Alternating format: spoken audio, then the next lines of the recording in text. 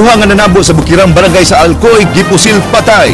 Ang mga biktima gituhuan nga nasaypan sa mga kriminal nga mga asset sa kapulisan. Kanhi Barangay Kapitan sa lungsod sa Cebu nga gipusil patay duol sa ilang panimalay. Taga Bohol nga kasakay sa pasahirong may simptomas sa MERS-CoV virus sakay sa Saudi Airlines gipanidan sa Department of Health. Mga nasikop sa NBI sa usa ka drug den sa Ermita gipasakaan og sumbong.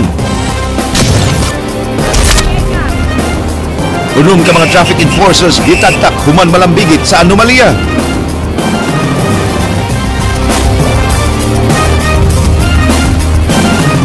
Mayng hapon Sugbo, Kabisayan, ani ana ang mga balita uban ang kinatibuk-ang puwersa sa News 5 Cebu karong adlang Huwebes petsa 4 sa buwan sa Setyembre tuig 2014. Ako si Glenn Soco. Inyo sa ming madungog simulcast sa Radyo 5 101.9 News FM alang sa mas komprehensibong impormasyon. Ako si Georgia Herrera.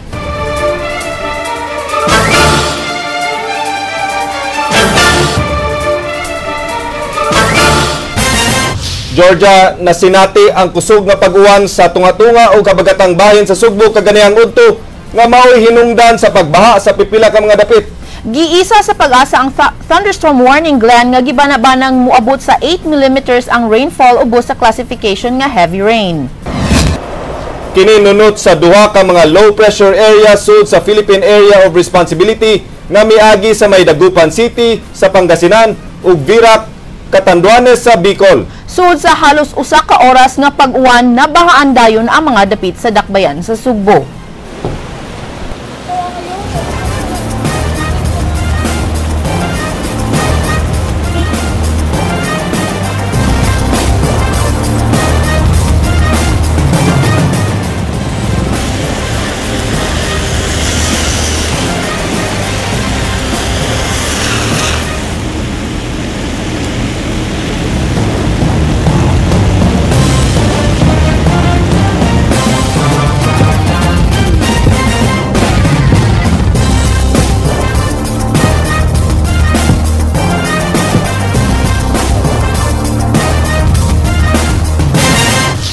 Tungod sa kalit nga pagbunok sa kusog nga uwan kaganiha, daling gisuspenso sa principal sa Manipis Elementary School ang klase sa maong tunghaan kay delikado sa landslide ang maong eskwelahan.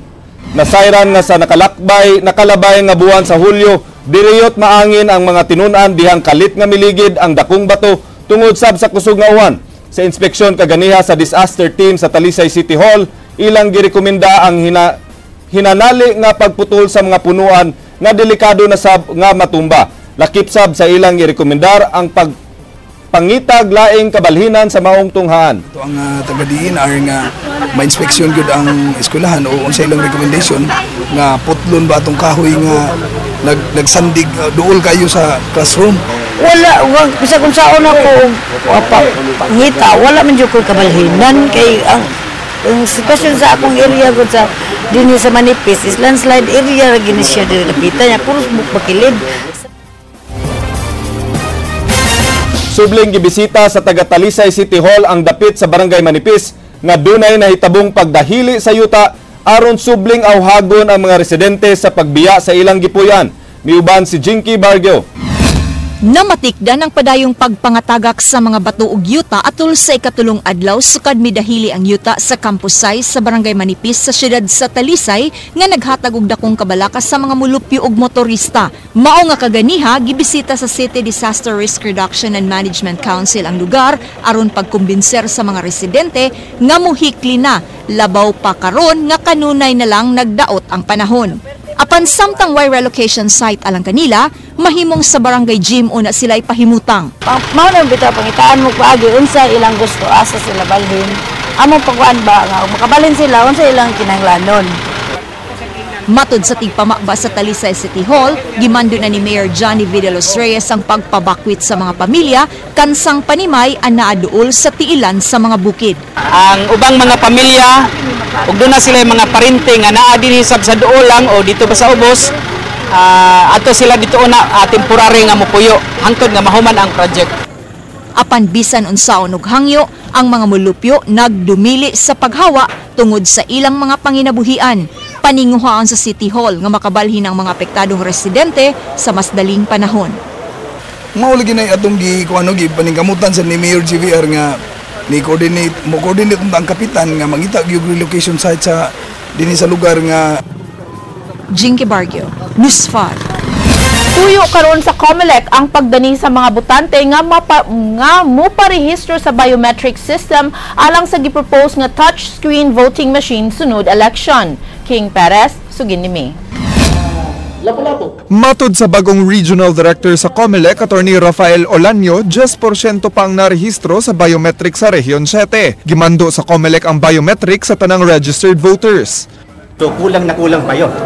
We have about mga kalahating milyon ang buburuin pa namin para makumpleto lahat. Ang biometrics gikinahanglan alang sa gipropose nga kahimanan sa pagbotar nga touchscreen voting machines. Yung DRE kasi napilot na rin yung sa ARNM noon. Sa Maguindanao ginamit yun at mukhang okay naman. Matod sa mga opisyal sa COMELEC, ang kakuwang sa pondo mao'y mahimong babag sa pagpatuman sa bagong pamaagi. May ibang recommendation yung council na kung ano yung advisory council, kung ano yung gagamitin. And mukhang parang DRE yung recommendation nila. Pero hindi yun binding naman sa COMELEC and BAC. Pag-aaralan pa rin ng COMELEC and BAC kung yung DRE system ba talagang angkop for the whole nation at angkop depende sa budget. For now, ang ipangayong budget sa COMELEC is ang gihatag is only budget for PICOS. So, kana siya proposal pa na siya. But based on experience namo sa Maguindanao, dako ang budget na kinahanglan ng touchscreen. Apan mipahimangno si Attorney Lionel Casiliano nga sa bagong pamaagi mas pabor kini sa pagpamalit og boto sa mga kandidato. Pareha sa katong gigamit namo sa Maguindanao is after you voted na resibo bali. Ang gitanaw magud sa COMELEC sa una, kung inana nga na yung resibo, gamitong na siya sa vote buying. After you voted, you go to somebody who asked you to, who paid you, tapos pakita nimo, I voted for you. So, mauna nga wala na gipili sa COMELEC para sa 2010 election, based on the 2008 ARM election. Lakip usab sa gipangandaman sa COMELEC ang pinili ay sa sangguniang kabataan, bisan og gisugyot ang pag-abolish niini. Yes, habang wala pang batas na nagsasabing i-postpone or tanggalin yung SK, continue yung preparation ng COMELEC para sa SK. Kasi kung halimbawa sabihin na tuloy yung SK, at least prepared kami. King Perez, News 5. Nakitagbo kang Vice Mayor Edgar Labella ang napu ka kapitan gikan sa Cebu City South District aron ipadangat ng ilang problema bahin sa drainage system sa ilang mga lugar o aron mahibaw-an kung unsa nay kalambuan sa South Road Properties. Leslie Caminada Vistil, sugin ni May.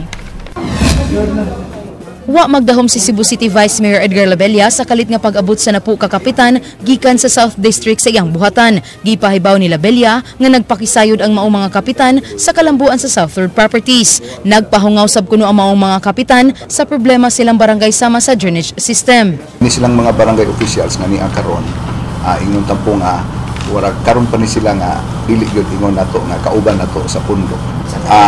Nangayo sila og kanang ato silang gitagaan sa explanation sa ay tungod sa SRP kay gusto silang maminaw o sa mga kalambuan sa SRP. Lakip nga mitambong sa maong panagtagbo si Konsehal Jerry Carillo ug iyang gibutyag nga nagpatabang ang maong mga kapitan nga mahimong independente ug way paboran nga partido. Nili mobali no, parog lang din sila nga they would like to be independent. Just like what I did. We are united nga implementar na ang mga proyekto sa kabaranggayan. Hangyo sa Vice Mayor nga di pa politikahon ang pagbisita sa mga kapitan kay kaayuhan sa ilang mga barangay ra ang ilang gihunaon sa pagkakaron. Gihangop sab ni Mayor Michael Rama ang maong balita. Kining serbisyo wala untay basta once mapili na ta kalimtan una nato ng atong political affiliation kay once mapili ta under a process, under democratic processes, you are chosen by a majority not only to serve the majority but to serve the entire constituency. Kung kita na ibutang nato sa unang-una nga dili lang nato silbihan tong mga kauban nato sa pundok, katong atong silbihan ang katong tanan katawhan Additional, good. If it's an additional, welcome. If it's a subtraction, we will pray that it will be again additional. Aniya ang mga kapitan nga nagkigimamat kang Labella, uban nilang Konsehal Hans Abella, Konsehal Jerry Carillo ug ABC President Philip Zafra. Leslie Caminadi Vistil, News 5. Gipahibaw ni Situm Head for Operations Joy Tumulak nga pipila kadan sa Barangay San Nicolas ang siradan karong umaabot nga Setyembre 9 adlaw Martes sunod semana nunot sa kasaulugan sa kapistahan sa maong dapit. Sirada ng eskina nga si Padilla o corner Mambaling. Sirado sab ang N Bacalso corner 3 de Abril, lakip na ang V Rama corner N Bacalso ug Colon corner Panganiban. Ang mga nahisgutang dalan mo'y agian sa lapad nga prosesyon ug kini ang labing unang higayon unya nga ang prosesyon ni San Nicolas de Tolentino mo'y labing daghang dalan ang siradan.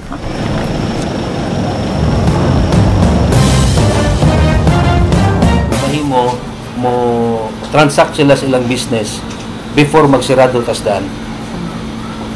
Unya katong mga PUJ nga maigo aning maong rerouting adto sila mag-abot tanan sa N Bacalso.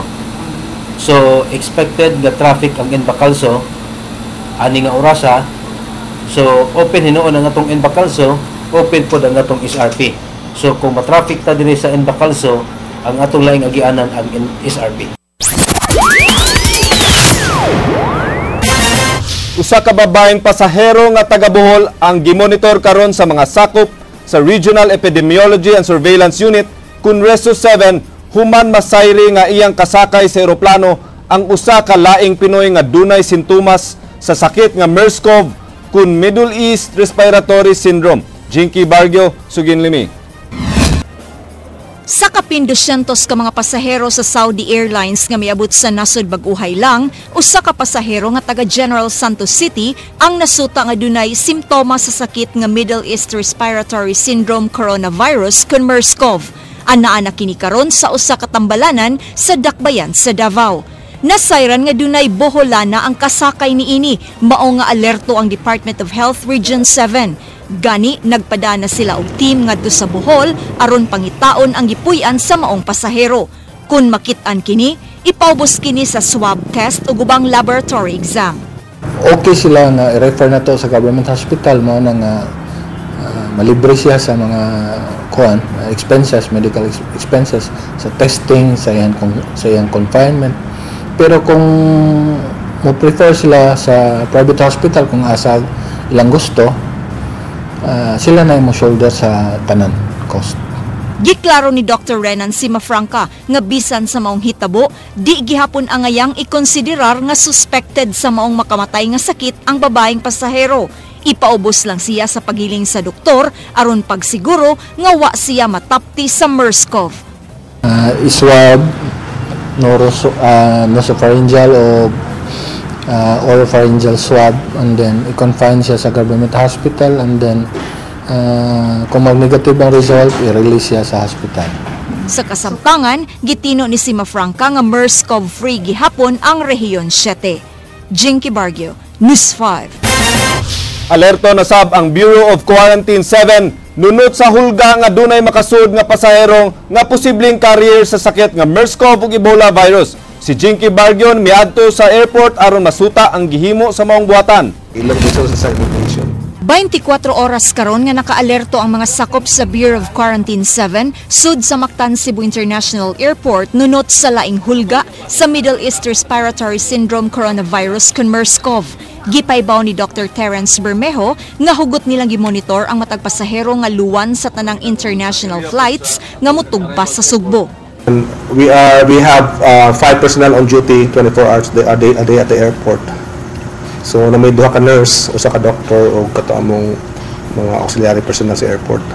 Sa higayon nga dunay mamatikdan ang mga doctor ug nurse nga may pasahero nga may simptomas sa sakit nga MERS-CoV, kini ang mga personal protective equipment nga mo'y ilang gamiton sa di pa nila susihon ang tinuod nga kahimtang sa maong pasahero. Aktibo sab karon ang tulo ka mga thermal scanners nga naa sa MCIAA. Sama sa naandan, kinahanglan gihapong fill upan sa tanang pasahero ang yellow form alang sa mas dali nga pagtultol kanila. Again, I would like to urge the traveling public especially going on international flights, that on the return, please cooperate with quarantine, the Bureau of Quarantine, in filling up those health checklists. These health checklists are very helpful in our contact tracing.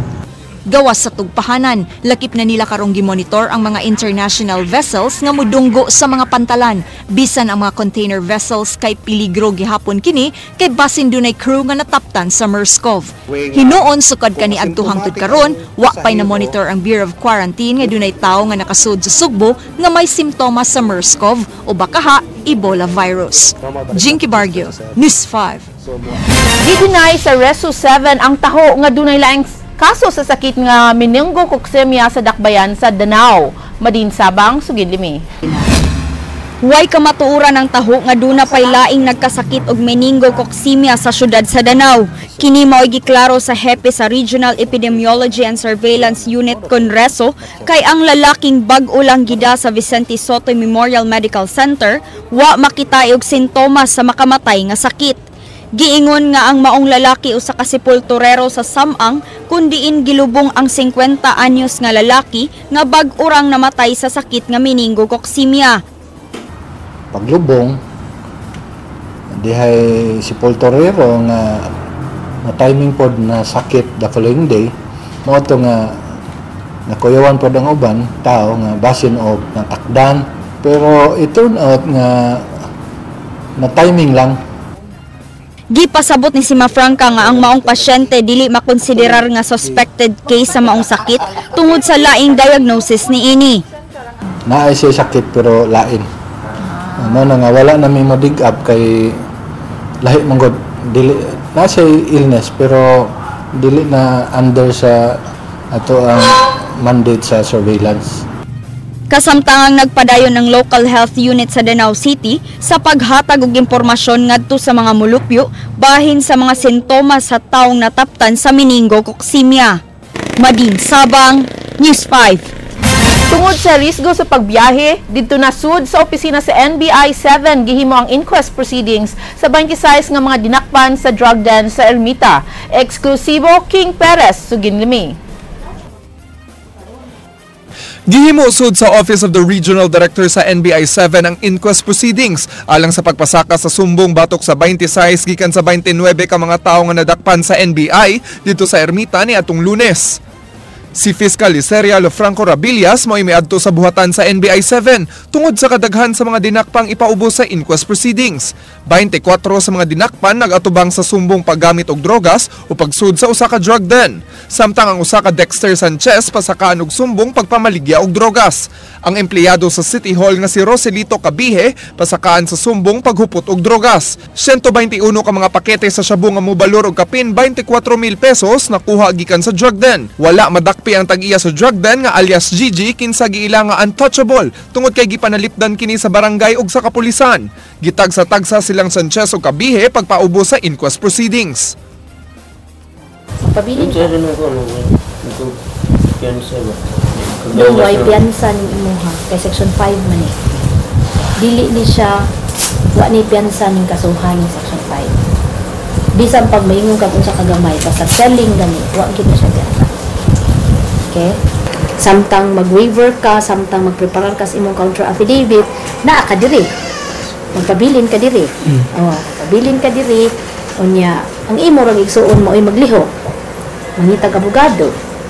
Unya raba kay wala ba ni kaon diri. Kay way budget. So, magpahatod ka kanunay pagkaon. Gisunod ang pagtawag sa mga nadakpan sud sa drug den. Way usa nga miangkon nga nagamit sila og drogas.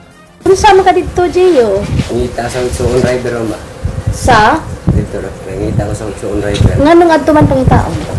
Ato giingon man katong mga driver dito tanawa dito sigtuan dito kan traffic ano man to nagpark. Unya nga niya to man ka? Pero ko mga nito gad ulo sa papawan. Aba?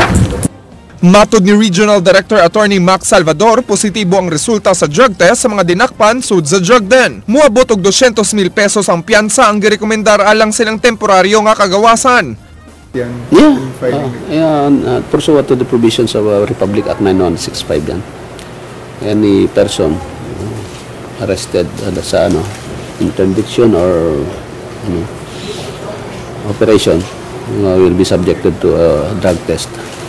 Wa giapil sa inquest proceeding ang laing tulo ka mga minor de edad nga nagpangidaron og 16 anyos ngadto sa 17 anyos. We will try to make amendments on that dahil it would seem with our conversation kailangan mapailan din. The determination of whether they made discernment in that activity is sa piskalya. Padayon ang gihimong pakisusi sa National Bureau of Investigation 7 kung asa na ang nanag-iya sa drug den. Ingon man sa pagkuhag mga ebidensya batok sa mga gingong protektor sa operasyon sa drug den dito sa Barangay Ermita, Dakbayan sa Sugbo. King Perez, News 5. Milingkod na ang bagong hepe sa kapulisan sa lungsod sa Alcoy, samtang gilubong na sab kaganiha ang gipatay nga hepe. Andrea Patenya, Suginlimi. Gihatod na sa katapusang kapahulayan ang kanihepe sa Alcoy Police Station nga si Inspector Crisanto Abella, kinsa gipusil patay sa konsehal sa Barangay Poblasyon Alcoy nga si Siriaco de los Santos ni atong miaging Agosto 24. Dinhi sa Our Lady of Guadalupe Parish gipahigayon ang misa requiem nga gitambungan sa mga kabanay ni Abella, mga pulis nga classmates ni ini, lakip na sa mga sakop sa Cebu Provincial Police Office.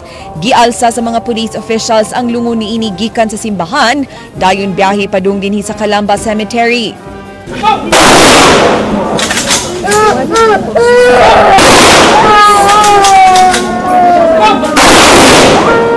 Mipahigayon og 21 gun salute ang mga sakop sa SWAT, usa gisud ang lungon ni Abella sud sa nicho, dayon pagpalupad og puti nga mga balloons. Daw misimpatiya ang kalangitan sa pagdagayday sa mga luha sa mga minahal sa kinabuhi ni Abella, human mibunok ang kusog nga uwan.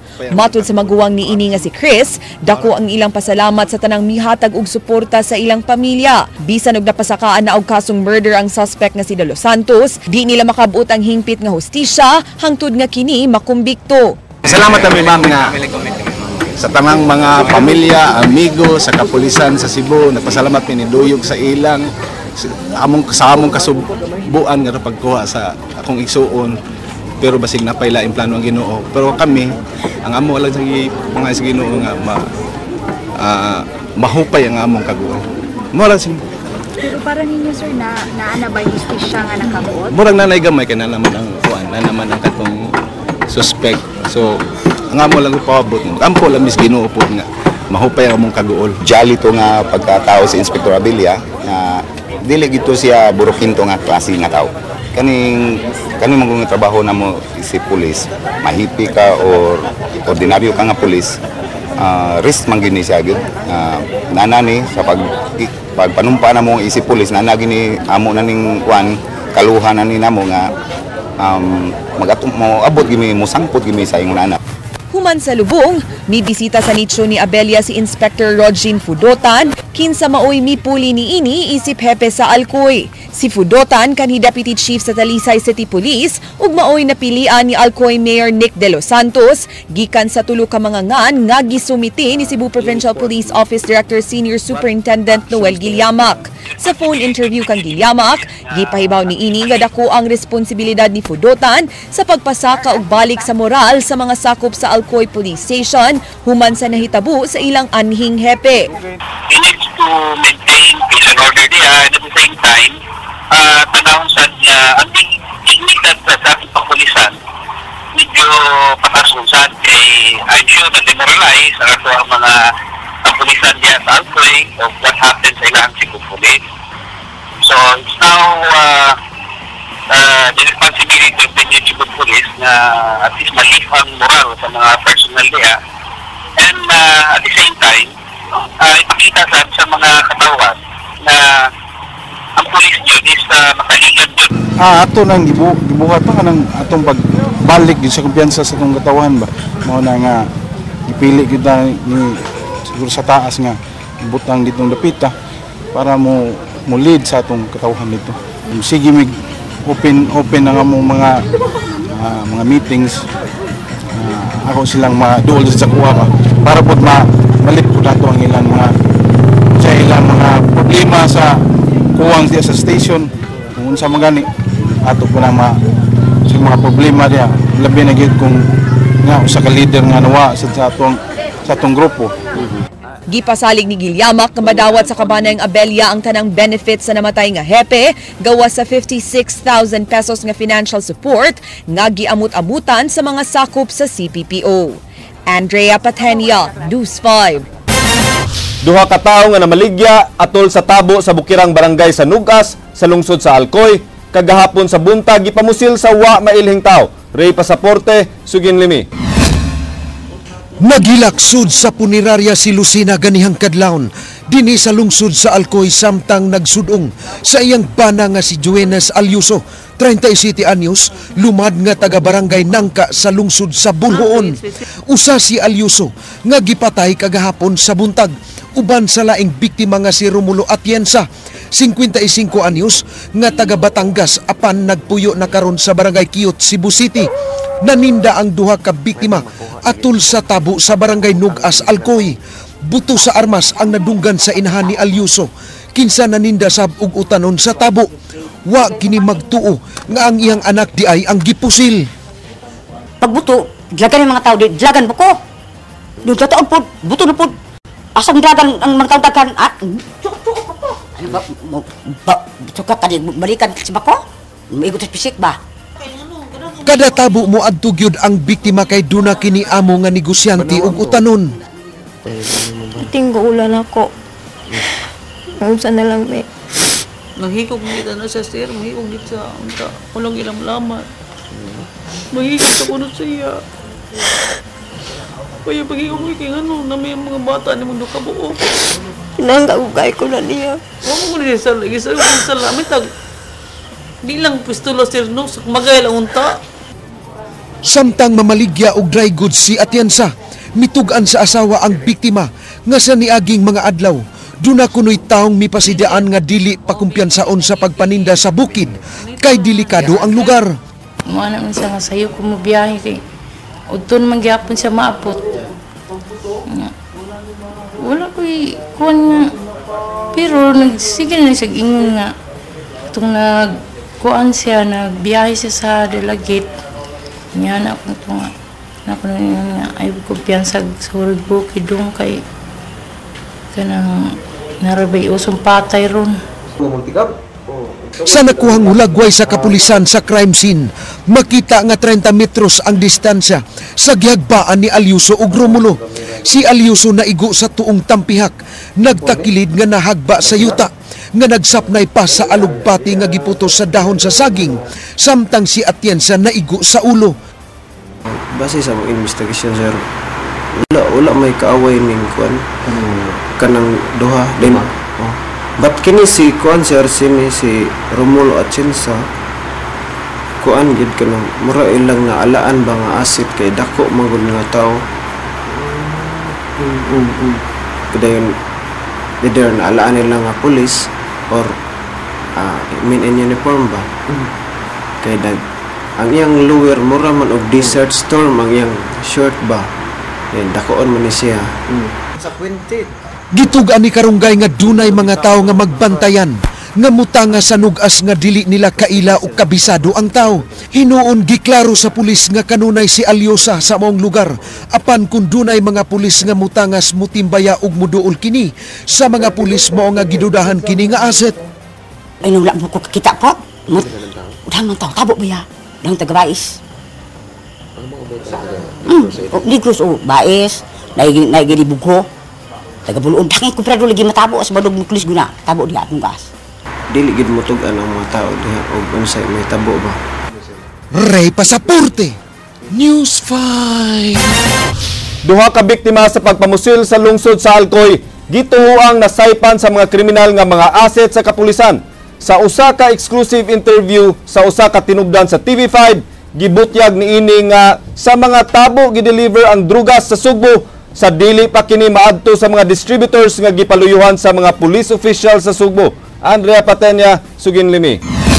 Gipahibaw sa bagong hepe sa Alcoy Police nga duna na sila'y identity sa tulo ka mga lalaki nga responsable sa pagpamusil sa duha ka mga tindero sa tabo sa barangay Nugas, Alcoy nga sila si Jones Alyosa ug Romulo Atienza kagahapon sa buntag. Mato ni Police Inspector Rodgin Fudotan, ang tulo mga notadong kriminal sa kabukiran sa maong lungsod ug gani ang usa niini duna nay warrant of arrest alang sa pagpangawat ug pagpayuhot og drogas. Naatay mga ngan pero mo na atong gipangita karon nanagitay picture sa nang mga tuhan na sir? na pero ato pa lang gyud ang gikuan on hold to atong i-verify mayo kung mao ba gyud.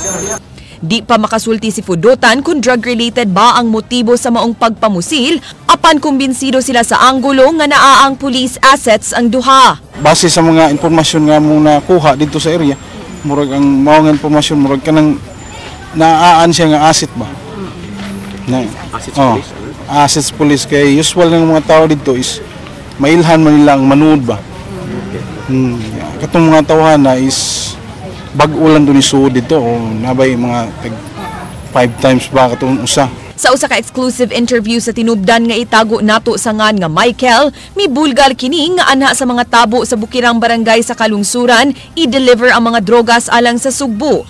Ang drogas adto nila kuhaon sa lalawigan sa Misamis Occidental ug ibiyahe paingon sa Negros, usa pa i-deliver sa mga tabo sa bukirang barangay dinhi sa Sugbo. Trabaho siguro. Saan may buhatin ninyo? Ako tikuha. Ako, pintor na ko. Mamintal ko gusamis. Ay, guli na ko, may pada. Gikan? Pero dili na ingon nga kuan nam. Kanang mo ordi. Sorry, ikasukit o sukit na ka ma'am. Ingon, kuha ko 2 kilo. Dili ba pwede. Kinangan, bayad juga katunga. Mudawan juga katunga ba? Kami na bahala na paabot sa hintundan. Anak na tugpag yung gikay nga sa Samis. Anak na tugpag niya. Anak na sugatos mantalungan darili itabo. Gipili nila ang pag-deliver ni ini pinaagi sa mga tabo sa bukid tungod di dayon sila mailhan tungod sa kadaghan sa mga tao. Matago ra usab ang kinilong shabu sa mga gipamaligya nga musud ug mugawas gikan sa tabo. Gikan sa tabo, i-deliver kini sa usa ka safe house aron ma-pick up sa mga mi-order ni ini. Why mo kuan ako pero kibar ko unsaon ako pag palusot. Kung padung ato padadung ko armas lusot gyapon ko. Nero ya, bumutang na nga Asa? Nilagagubot mo lakaw. Ara gusto, masking pipa na, parking pit ba din Paa, alit namin maratol man. Amo rin mga sugato ng mga pulis man. Saan ninyo? Sugatan mo, taparan. Isa-isa rin, anak. Bako. Dili ka. Di ka maratol. Magkuha mo halata ka. Dudahan mo ka. Sipol ragod. Pero wala may mo sita ni mo mama sa di yung kitaglihok ng kanang kuha. Guilty ka ba? Panigwa ragod. Mato ni Cebu Provincial Police Office Director Senior Superintendent Noel Gilyamak, wa pa siya makadungog og mga taho kabahin sa pag-deliver sa drogas pinaagi sa mga tabo ug iya kining ipasusi. Well, ako pa rin imbestigahan. Director ni Cebu Police na kung mga tabo, hindi aklang barangay, pinahanglan na ang itay kapulisan dito na mag-maintain na sa palinaw. Mato ni Michael, andam siyang muhatag og impormasyon sa kapulisan apan nangita og pulis nga kasaligan tungod kay nasayod siya kung kinsa ang mga police officials nga nag-control sa drug operation sa Sugbo. Ang gusto ko tinudan na yung pulis, ako masalig ng pulis pero Bobby, nidang po sinyo kay kamo may naswito asa tang pulisan lang pero kami nga wa kaya pasalig mo naate matuganan, ako willing ko. Ang mga pangan sa mga police officials di pa mahimong ikabutyag samtang gi-validate sa TV5 ang impormasyon nga iyang gibutyag. Andrea Patenia, News 5. Dead on the spot ang kanhi kapitan sa barangay Kanaga sa lungsod sa Sibonga human kini po sila sa wamailhing tao nga nagsunod kaniya samtang kini naglakaw paingon sa iyang Pinoy anan. Ryan Sorote, Sugin Limi. Wa na'y kinabuhing naghayang atubangan sa iyang punianan din sa Zone 4, City Orchids, Barangay Kanduman, Dakbayan sa Mandawi, ang kanikapitan sa Barangay Kanaga sa lungsod sa Cebu nga si Isidro Abellana. Giposili sa Abellana pasado alas 7 kagabi sa wa mailing tao samtang kini naglakaw human kini mipalit og kapi og mani sa kasigbit nga tindahan. Daling nakasibat ang mamumuno taliwa sa bugat at traffic sa dapit ug kadaghan sa mga motorista nga nangagi. Gani, way bisan usa ang mibarog nga saksi sa krimen.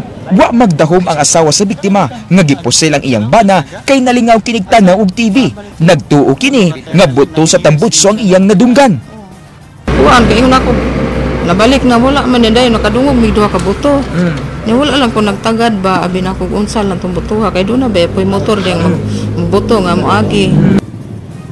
Way nahibaw ang kontra si Norma sa iyang bana ug sa pagkakapitan niini sud sa siyam katuig. Nasayran nga 5 na katuig sukad silang namalhin og puyo sa Mandawi. Pang-uma ang panginabuhian sa namatay nga mo'y gisuporta sa iyang pamilya. Wala ni siya kaaway gyud. Bayuton baya na. Bayuton. Na ade mo away ana. Doon na gitumbog nga suspect ang kapulisan apan wa kini nila giputyag aron dili maapektuhan ng ilang hot pursuit operation sa gunman. Posibilidad nga suspect pero sa pag-aron dili pa nato maputyag kanda po further investigation para yun matumbok nato kung siya bagi mamumuno sa biktima. Mga kabhang sa kalibre 45 ang nakuha sa scene of the crime operatives kung soko dool sa lawas sa biktima.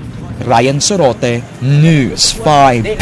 Subling giawhag sa theft and robbery section sa Cebu City Police Office kadtong mga gikawatan sa ilang mga motorsiklo sa pagbisita sa ilang buhatan. Andrea Patanya, Sugin Limi. Nagabot-abot sa Cebu City Police Office Theft and Robbery Section ang mga nakawatan og motorsiklo sa dakbayan sa Sugbo aron pagsuta kung ila ba ang tulo ka mga carnapped motorcycles nga na-recover sa kapulisan ni atong Martes gikan sa tulo ka gihulagway nga notadong mga watay og motor nga silang Rogelio Sevilla Jr., Victor Surigao Jr. ug Ernie Heladuga. Butyag ni TRS Head Chief Inspector David Senyor, wa ma-identify sa mga mitunga ang tulo ka motorsiklo bisan katong duha ka mga motor nga gihold nila aron pagsuta kun carnap ba. Usa sa mga midangup si Reynaldo Villamora nga nakawatan og XRM 125 motard nga dunay plate number nga 2259OS ni atong Agosto 23 gawa sa ilang apartment sa 30B Aranas Extension sa Barangay Dulho Fatima. Bitbit niya ang CCTV footage diin naaktuhan ang maong pagpangawat. Sa maong video, makita nga miabot sa sidewalk nga parkinganan sa mga motor ang usa ka wa mailhing lalaki alas 3:37 sa kadlaw ni atong adlaw.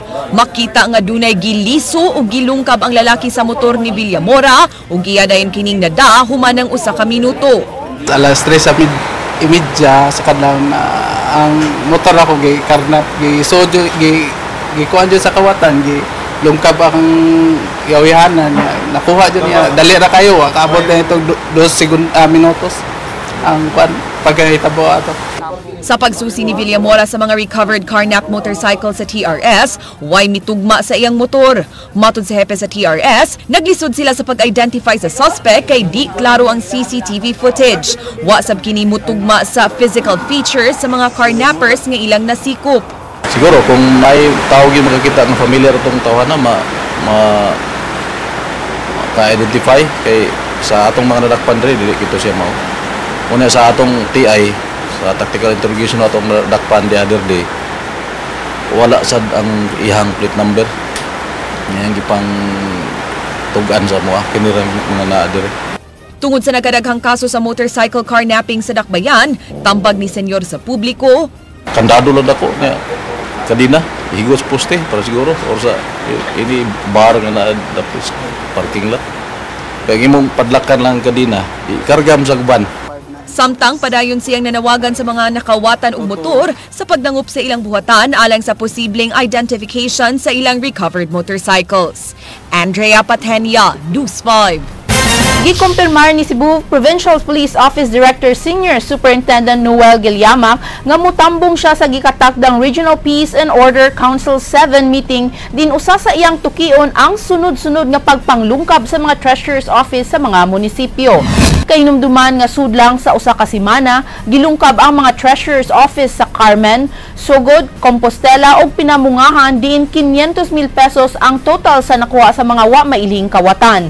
Hangyoon ni Guilliamac ang mga mayor sa pagkooperar sa ipangsugyot unya nga security measures sa ilang chief of police base sa ilang gipahigayong security survey. Irekomendar sab niini ang pagpalit og mas lig-on nga vaults alang sa ilang treasurer's offices. Pero ang vaults sa pagtimpuyan na sa siguro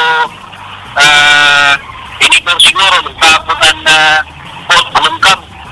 So I think I suggest also na kanisa itong mga municipal mayors or the treasurer's office, musuggest na po sila, mupalit sa silang both no nga medyo ligon-ligon sa dili sa sayon ligwaton.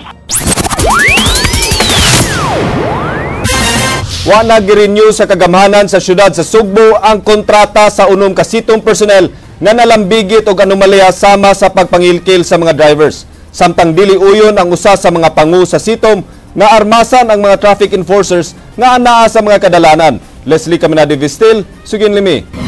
Nakadawat og taho ang buhatan sa Sitom matud pa ni Sitom Head for Operations Joy Tumulak bahin sa mga anomaliyang gihimo sa unom nila ka personnel nga mga traffic enforcers ug atol silang gihimong investigasyon nasakpan gyud nila sa akto di nang hingi kini sa mga drivers.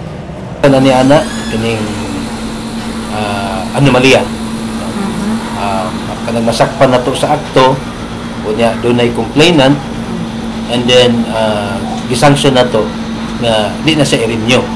Nagmalaumon si Tumulak nga magsilbi kining warning sa ubang sitong personnel nga manarbaho gyud og tarong. Usa-usab kini ka pamaagi nga ilang gipakita sa publiko nga wa sila gidapigan. Gani nanawagan kini sa publiko nga kun dunay makita ang mga nagbinuang nga sitong personnel, isumbong gyud dayon kini silang buhatan.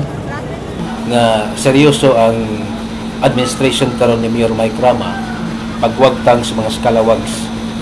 So amo pang gi-welcome kung panalitan wa pa maabot sa muang buhatan ang mga reklamo or ang mga report, welcome kay namo ang pagdawat sa inyong mga report apan amo lang ipasalig sad nga mokandak na sad mi og investigation.